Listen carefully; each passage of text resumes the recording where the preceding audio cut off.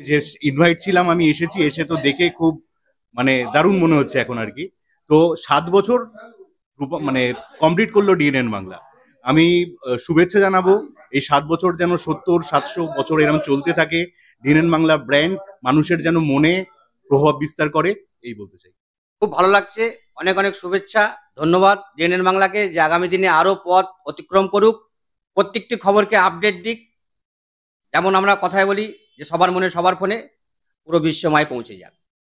খুব সুন্দর লাগলো, খুব সুন্দর অনুষ্ঠান, অনেকেই এসেছিলেন, আমরাও এসেছি। আরামবাগ পোস্টের তরফ থেকে অনেক শুভেচ্ছা রইল এই ডিএনএন বাংলাকে।